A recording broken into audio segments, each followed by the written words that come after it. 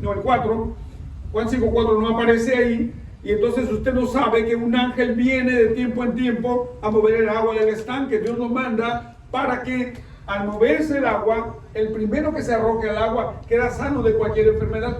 El problema de la NBI es que no te dice que hay un ángel. Así que usted pensaría que está mandando despensas en el estanque, o que iba una doctora, un doctor, un equipo de médicos cada tiempo, porque no te dice la razón de por qué este hombre tenía esperanza. Pero cuando Jesús llega ahí, el hombre ni siquiera ve la cara de él.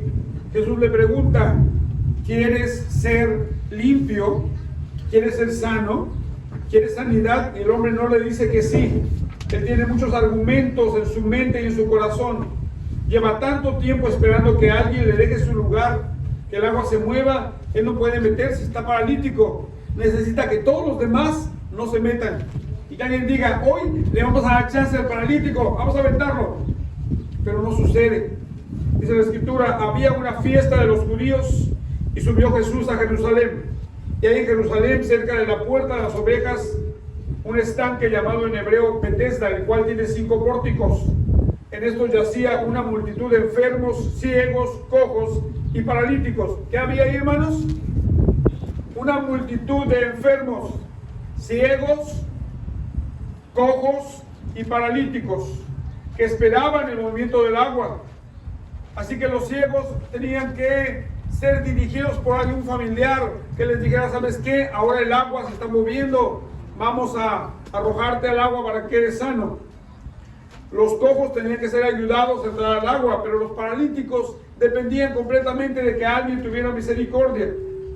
Pero cuando desaparece el versículo 4 que dice: porque un ángel descendía de tiempo en tiempo al estanque, no era todos los días, no era todos los domingos, no era todos los viernes, no era todos los jueves, era cuando Dios quería. Y es el único milagro, además de la fiesta de Hanukkah, cuando Dios multiplicó el aceite para los judíos, en tiempo de los macabeos, que había sucedido y que estaba pasando. Cualquier persona que entrara, el primero que descendía al estanque después del movimiento del agua, quedaba sano. ¿De cuál enfermedad? De cualquier enfermedad. Si hubiera habido COVID, también hubiera quedado sano. Dice: y había ahí un hombre que hacía 38 años que estaba enfermo. Déjame te digo algo: el hombre no nació paralítico. El hombre no tenía 38 años. El hombre probablemente tenía 68 años, o tal vez más. Porque dice que él estaba enfermo como consecuencia de un pecado voluntario. Si pone atención lo va a leer. Dice: había un hombre que hacía 38 años que estaba enfermo. No dice que hace 38 años que había nacido enfermo. Y luego dice: cuando Jesús lo vio acostado y supo que llevaba ya mucho tiempo así, le dijo: ¿quieres ser sano? Quiero que vayas conmigo al estanque y veamos a Jesús mirando al paralítico. Y la gente le dice: este hombre tiene aquí casi 40 años desde que se enfermó. Probablemente le conocían como el panadero, el carpintero, el albañil, el hombre que preparaba comida. Pero dice aquí, Jesús le pregunta: ¿quieres ser sano? Usted va a decirme: obviamente, sí, pastor. ¿Quieres ser sano? Vea la respuesta del hombre y le dice: Señor, le respondió el enfermo, no le importo a mi mujer, a mis hijos no les importo, a mis padres no les intereso, tal vez ya estaban muertos, a mis hermanos no les importo, a mis vecinos no les importo. ¿Sabe dónde dice eso? Dice: no tengo a nadie que me meta en el estanque cuando se agite el agua. Y entre tanto que voy, este hombre trataba de arrastrarse como podía, pero no podía. Entre tanto que voy, otro desciende antes que yo. Pero la respuesta no fue un sí. Sí, quiero ser sano. No tengo a nadie. Ay, pobrecito de mí, soy paralítico. Nadie me importa. No, escúchame. Jesús te pregunta a ti el día de hoy, ¿quieres ser sano? ¿Quieres ser salvo? ¿Quieres ser un hijo de Dios? Vas a responder, es que cuando yo era chiquito me trataron mal. Dile que sí al Señor, Él te va a sanar. Dice aquí que Jesús le dijo, levántate, toma tu lecho y anda. Y al instante aquel hombre fue sanado y tomó su lecho y anduvo, y era día de reposo aquel día. Ni siquiera estaba permitido para los hombres hacer milagros en ese día. Y es más tarde que se encuentra Jesús con él en el templo y le dice, mira, ve y no peques más para que no te pase otra cosa peor. Repítelo, ve y no peques más para que no te pase otra cosa peor. Si hablamos de una persona que estuvo en la cárcel por 38 años y le dice el policía en la puerta, vaya y no peque más para que no le pase una cosa peor. Si este hombre ya tiene 2 casos en la corte y se pasa un alto o le dan un ticket por violencia en el supermercado, ¿sabe qué le va a pasar? La tercera strike. Váyate por vida a la cárcel. Ahora Jesús le dice al paralítico, ve y ya no sigas pecando para que no te pase una cosa peor. Quiere decir que el pecado había causado esa enfermedad. Pero en Juan capítulo 5, versículo 24, Jesús dice, como consecuencia de esta historia, de cierto os digo, el que oye mi palabra y crea al que me envió, tiene vida eterna y no vendrá a condenación, mas ha pasado de muerte a vida. De cierto os digo, viene la hora y ahora es, cuando los muertos oirán la voz del Hijo de Dios, y los que la oyeren vivirán. En el versículo 28 Jesús dice, no os maravilléis de esto, porque vendrá hora cuando todos los que están en los sepulcros oirán su voz. Déjame hacer una pausa. No dice, vendrá la hora cuando todos los muertos en Cristo que están en los sepulcros oirán su voz. No dice así. No dice, viene la hora cuando todos los que eran buenos o casi buenos que estén en los sepulcros oirán su voz. No, dice todos. Y los que hicieron lo bueno saldrán a resurrección de vida, mas los que hicieron lo malo a resurrección de condenación. Hay una primera resurrección para vida, hay una segunda resurrección donde habrá un juicio para ver a dónde vas a pasar la eternidad. Todo aquel que en este momento está en el infierno maldiciendo el nombre de Dios, renegando que no es justo que está en el infierno si él era un pastor de una iglesia. ¿Ah, sí? Porque hay pastores en el infierno. Pero yo me hacía llamar profeta, pues también está en el infierno. Porque el Señor dice, apartaos de mí, malditos, hacedores de maldad, nunca los conocí. Hay gente que trabaja para una iglesia que no conoce a Dios. Y hermanos, en el versículo 14 de Juan 5, Jesús le dice, ya estás sano, así que deja de pecar o podría sucederte algo mucho peor, dice una versión actual. Este hombre había sufrido una terrible parálisis que le hizo perder su dignidad. Pero ¿sabe qué? Aún tenía esperanza. Podía sentirse impotente porque su cuerpo se había desgastado tan terriblemente que la medicina no le pudo sanar. Una buena dieta, una vida de ejercicio, terapia física, no le pudo sanar. Y así pasaron 38 años. Sin embargo, ahí estaba tirado junto al estanque, esperando que el agua se moviera, con la esperanza de que alguien tuviera compasión de él. Una oportunidad.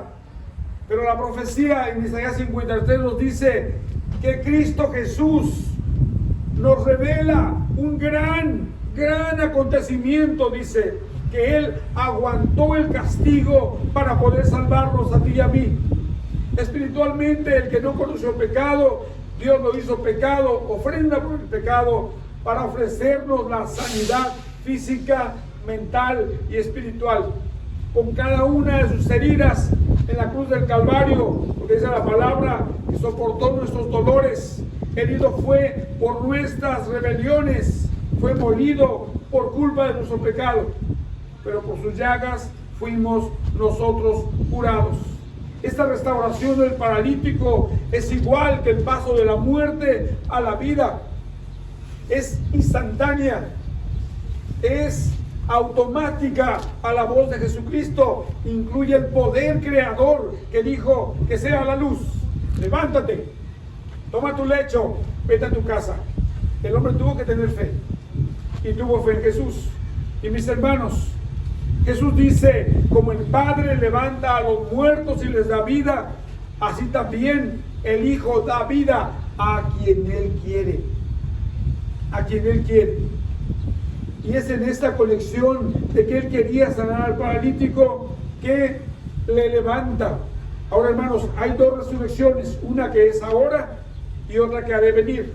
La primera, cuando crees en Cristo y naces de nuevo de la muerte, pasas a la vida. Y la otra resurrección es la del cuerpo, cuando muere una persona y entonces se levanta por el poder de Dios. ¿Sabe que en la Biblia nos dice la palabra de Dios que en el sepulcro, en la tumba vacía de Jesús, Pedro y Juan encontraron los lienzos con los que Jesús había sepultado? 100 libras de mirra, una especie muy costosa, sábila, pero él dejó ahí los trapos, no se los llevó. Y el sudario que cubría su cara lo dejó doblado para que supieran que él iba a regresar. Tengo tres figuras en la mente en este momento: una bandera, unas cortinas y un pañuelo. A ver, repita conmigo: una bandera, unas cortinas y un pañuelo. Si en la tumba de Jesús había tantas especies aromáticas, el Señor dejó sus ropas como una cortina que decora la tumba donde voy a descansar. Él ya pasó por ahí y ha dejado su perfume para que yo sepa que ese cuerpo se va a levantar. Por eso las cortinas representan la belleza de saber que voy a volver a vivir. Pero hay una bandera que representa la victoria. Sorbida es la muerte en victoria. ¿Dónde está, oh sepulcro, tu victoria? ¿Y dónde, oh muerte, tu aguijón? Damos gracias a Dios, dice Pablo, que nos da la victoria. Y la bandera, porque Cristo es nuestra bandera. Su nombre es Jehová Nisí. Él es mi estandarte, Él es mi bandera.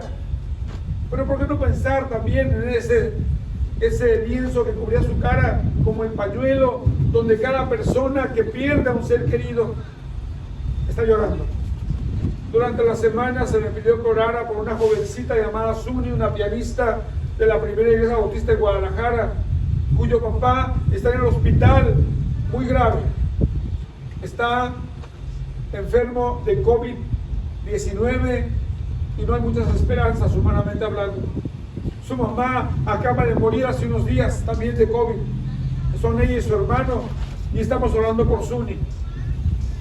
Y cuando alguien pierde a un ser querido, estábamos orando durante la semana por la mamá de nuestra hermana Rosita, la suegra de nuestra hermana Elvira, suegra del hermano Frank y mamá de Luis, para que Dios le permitiera descansar en sus brazos. Oramos como a las 2 de la tarde y a las 5 de la mañana el Señor tuvo misericordia de ella. Hermanos, hay una bandera que dice que Cristo ha vencido a la muerte. Hay una cortina que dice que Él ya descansó en una tumba. Él estaba literalmente muerto. No había brillo en sus ojos, no había latido en su corazón, no había pensamientos en su mente, en su carne que había sido cubierta de espinas. Había total vacío, porque el alma y el espíritu de Jesús fueron llevados al cielo. Le dijo al hombre que estaba junto a él en la cruz, que le dice: acuérdate de mí, Señor, cuando vengas en tu reino. Jesús le dice: hoy nos vamos a morir, hoy estarás conmigo en el paraíso, hoy estarás conmigo en el paraíso. Y hermanos, el Señor abrió la gloria para ti y para mí. Pero ese cuerpo que estaba muerto, ese cuerpo que tuvo que durar 3 días por la señal de Jonás, venció a la muerte. Y vinieron ángeles de Dios a quitar la piedra del sepulcro y se sentaron sobre ella, como diciendo a la humanidad: a ver, muévanla. Pero había otro ángel esperando adentro a los apóstoles, a las mujeres. Y hermanos, Cristo viene a ser el Hijo del Hombre y resucita venciendo a la muerte. Él es el Hijo de Dios. Y este texto nos enseña, hermanos, la resurrección es una palabra que tenemos que entender que no se puede limitar solamente a una figura simbólica. Es real. Cristo murió, Cristo volvió a vivir, pero también es una figura que tiene que ver espiritualmente con cosas simbólicas. Ezequiel capítulo 37 dice el versículo 1: la mano de Jehová vino sobre mí y me llevó en el espíritu de Jehová y me puso en medio de un valle que estaba lleno de huesos y me hizo pasar cerca de ellos por todo en derredor. Y he aquí que eran muchísimos sobre la faz del campo y por cierto secos en gran manera. Y me dijo: hijo de hombre, ¿vivirán estos huesos? Vea la pregunta. Y me dijo: hijo de hombre, ¿vivirán estos huesos? Versículo 3, la parte B. Y dije: Señor, tú lo sabes. Me dijo entonces: profetiza sobre estos huesos y diles: huesos secos, oíd palabra de Jehová. Así ha dicho Jehová el Señor a esos huesos: he aquí, yo hago entrar espíritu en vosotros y viviréis. Y os pondré tendones sobre vosotros, y haré subir sobre vosotros carne, y os cubriré de piel, y pondré en vosotros espíritu y viviréis, y sabréis que yo soy Jehová. Si hay una figura que el pueblo de Israel entiende, es esta figura del valle de los huesos secos, porque ellos creían, fíjate bien, que cada bebé que nacía en el mundo, Dios lo preparaba en la tierra y luego lo ponía dentro de la mamá. Por eso dicen la madre tierra. Aunque sí, de ahí tomó el Señor la tierra para hacer Adán. Pero entonces dice el versículo 7: profeticé pues como me fue mandado, y hubo un ruido mientras yo profetizaba. Y aquí un temblor, y los huesos se juntaron, cada hueso con su hueso. Imagínate un valle con 1,000,000 de cadáveres en huesos, todos por todos lados. Y cada grupo de 206 huesos se juntó, cada hueso con su hueso. El húmero con el cúbito y el radio, el fémur con la tibia y el peroné, la clavícula con el cuello y con las costillas, con el omóplato, cada hueso con su hueso, el atlas con las 7 vértebras cervicales, las cervicales con las dorsales, y las vértebras dorsales con las vértebras lumbares, y luego todas con el coxis. Y hermanos, ahí hay un esqueleto formándose, cada hueso con su hueso. Pero no solamente ahora hay un ejército de pie de esqueletos. El versículo 8 dice: y miré, y he aquí tendones sobre ellos, y la carne subió, y la piel cubrió por encima de ellos, pero no había en ellos espíritu. Y me dijo: profetiza al espíritu, profetiza, hijo de hombre, y di al espíritu: así ha dicho Jehová el Señor, así ha dicho Jehová el Señor, espíritu, ven sobre los 4 vientos y sopla sobre estos muertos y vivirán. Y profeticé como me había mandado, y entró espíritu en ellos y vivieron, y estuvieron sobre sus pies un ejército grande en extremo. Ahora teníamos ya no un ejército de esqueletos, sino un ejército de cadáveres, todos de pie, todos enteritos. Pero luego entró el espíritu humano en cada uno de ellos y cobraron vida. Me dijo luego: hijo de hombre, todos estos huesos son la casa de Israel. He aquí ellos dicen: nuestros huesos se secaron y pereció nuestra esperanza y somos del todo destruidos. Nuestros huesos se secaron, pereció nuestra esperanza y somos del todo destruidos. Cuando vino Babilonia y se llevó al pueblo de Israel cautivo, en la deportación babilónica se acabó la nación de Israel. Regresaron con Darío, volvieron a ser una nación. Pero en el año 70 después de Cristo viene Tito, el general, sobrino del emperador romano Vespasiano, y desbarató el templo de Jerusalén hasta no dejar piedra sobre piedra. Quemó la ciudad, quemó las puertas, destruyó las murallas, arrasó con la ciudad. Y hasta el año 1948, el día 14 de mayo, Israel volvió en un solo día a ser una nación. Y hermanos, la palabra del Señor es buena, es buena. Esta figura está diciendo que estos huesos representan la condición del pueblo de Israel. Es una figura, pero también nos está diciendo cómo va a ser cuando Cristo venga y los muertos en Cristo resucitarán primero. Imagínate una persona que fue quemada y el polvo se va a juntar, hueso con hueso, tendón con tendón, músculos, venas, toda la parte que compone el ser humano, y estarán de pie aquellos amados seres que hemos perdido. Mis padres van a estar ahí porque creyeron en Jesús, porque le confesaron. Y hermano, hermana, aquí hay una doble figura, la figura física y la figura simbólica.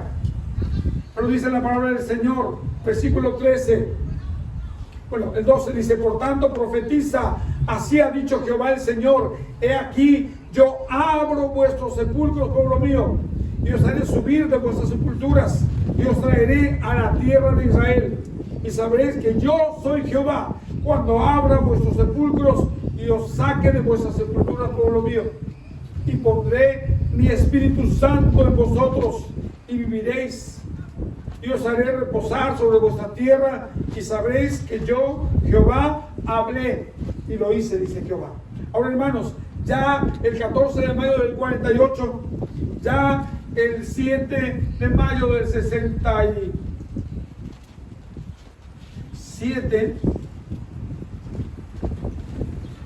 ese año el Señor le regresó Jerusalén al pueblo de Israel.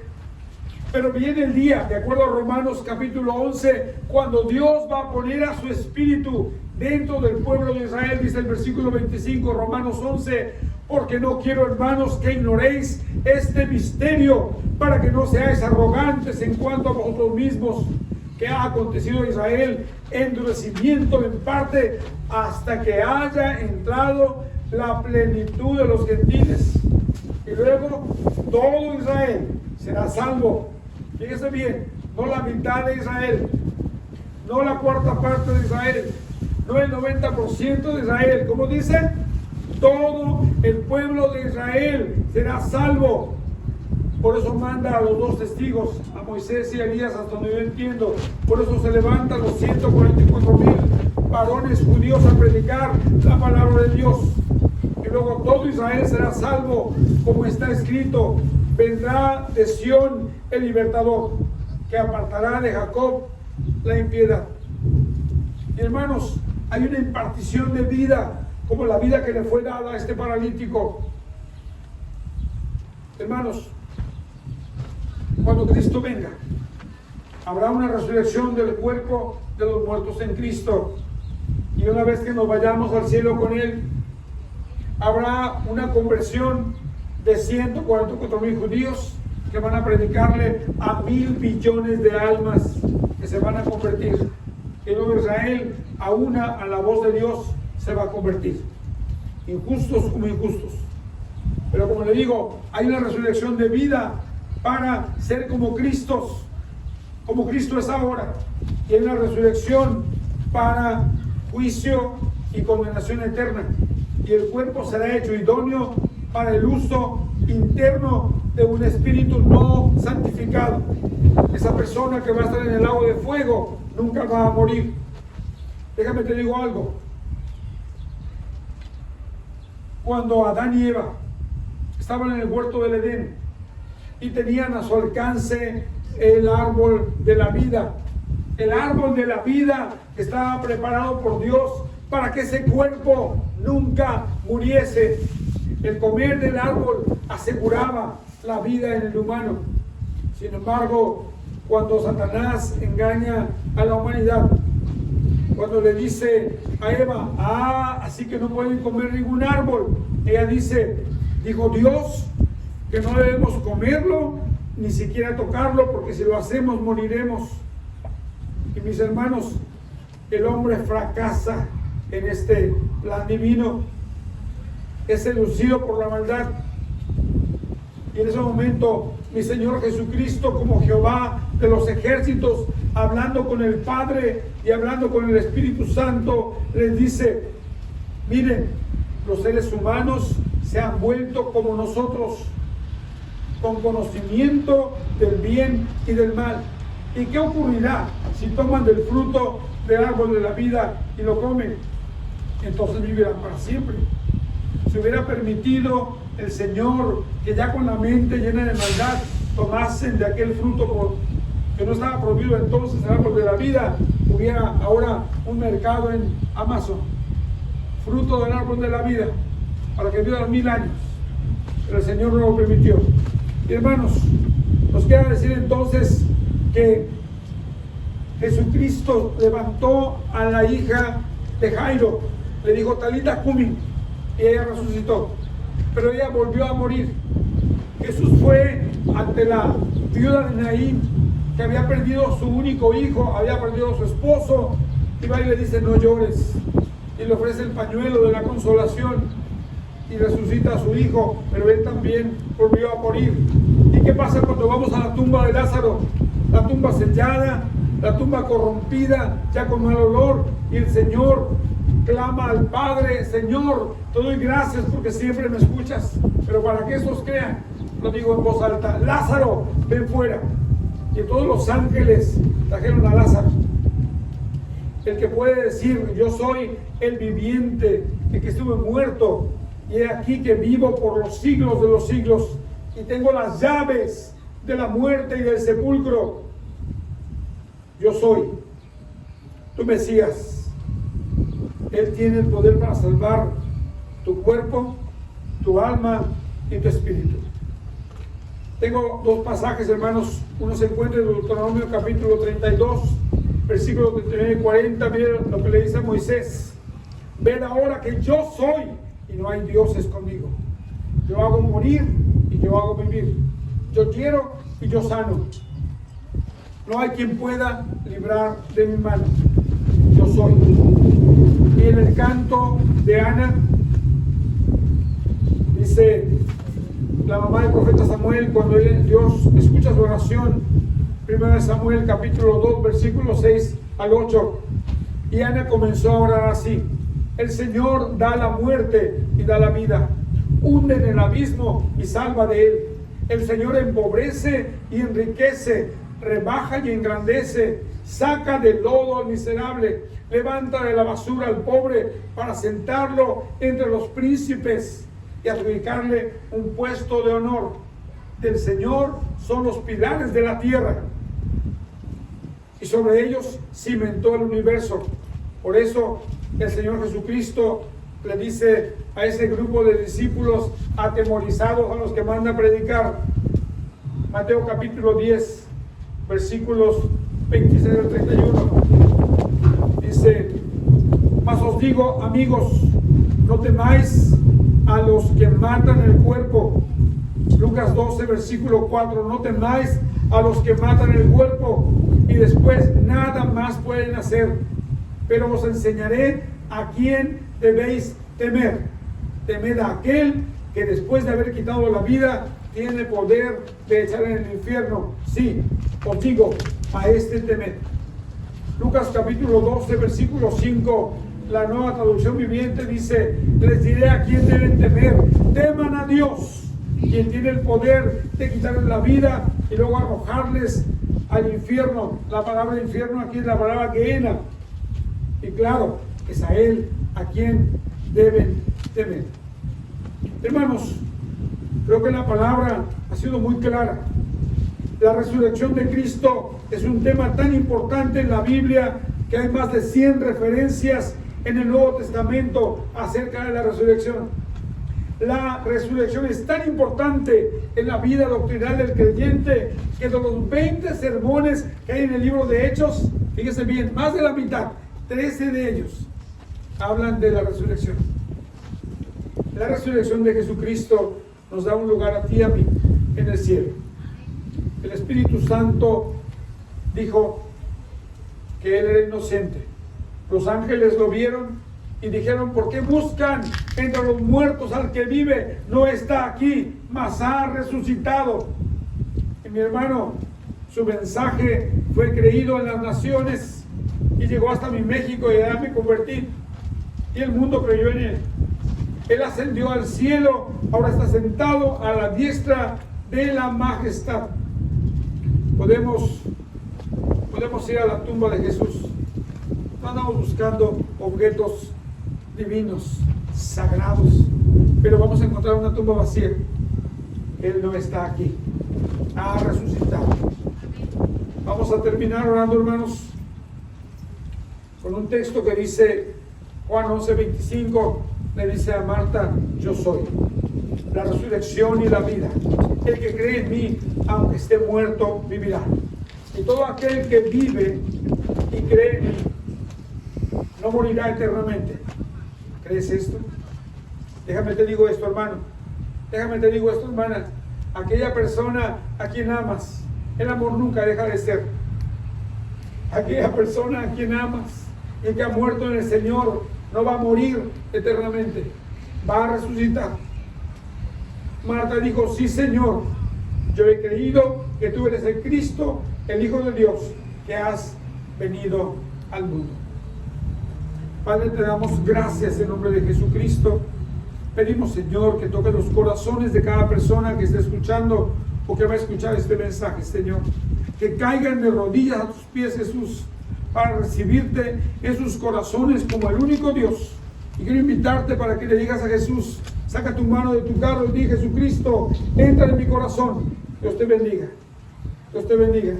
Entra en mi corazón, lávame con tu sangre preciosa, Jesús. Levanta tu mano al cielo, que Él te vea. Señor, perdona mis pecados. Lléname con tu Espíritu Santo. Borra, Señor, toda mi maldad y sepúltala en lo profundo de la mar. Lávame, Señor, y lléname con tu Espíritu Santo. Permíteme obedecerte, Jesús, y bautizarme. Permíteme tomar tu cena, Señor, y ser parte de tu cuerpo y vivir para ti. Lo pido con acción de gracias, en el nombre precioso de Cristo Jesús. Y si estás orando conmigo, di un amén bien fuerte. Di un amén bien fuerte. Dios te bendiga. Hermano Julio Arroyo, hermano Pablo, Santiago, Marcos.